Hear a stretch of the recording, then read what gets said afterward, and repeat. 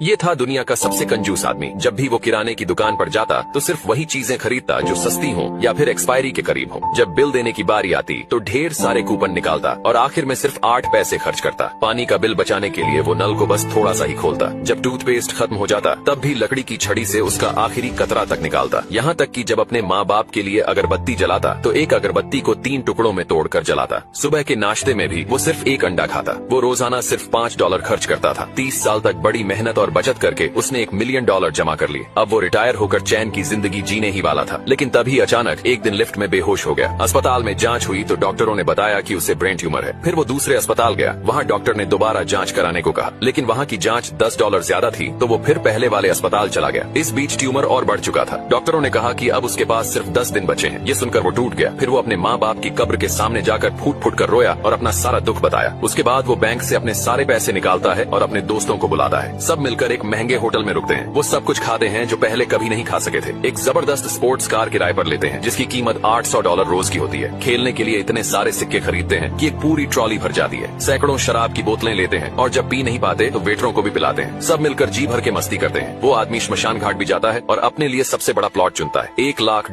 के नकली नोट खरीदता है जो मरने के बाद जलाए जाते हैं। वो मरने वालों वाला मेकअप भी करवाता है ताकि सब कुछ पहले से तय रहे। आखिरी दिन वो अपने घर लौटता है। वहाँ रखी हुई एक एक्सपायरी हो चुकी सॉसेज खाता है और थोड़ी ही देर में बेहोश हो जाता है। उसके दोस्त उसे फौरन अस्पताल ले जाते हैं। जब वो होश में आता है तो डॉक्टर बताते हैं कि उसकी रिपोर्ट गलत थी। उसे ब्रेन ट्यूमर था ही नहीं, असल में उसे फूड पॉइजनिंग हुई थी क्योंकि उसने सड़ी हुई चीज खा ली थी। ये सुनते ही वो जोर जोर से रोने लगता है क्योंकि उसने अपनी पूरी जिंदगी की कमाई कुछ ही दिनों में उड़ा दी थी।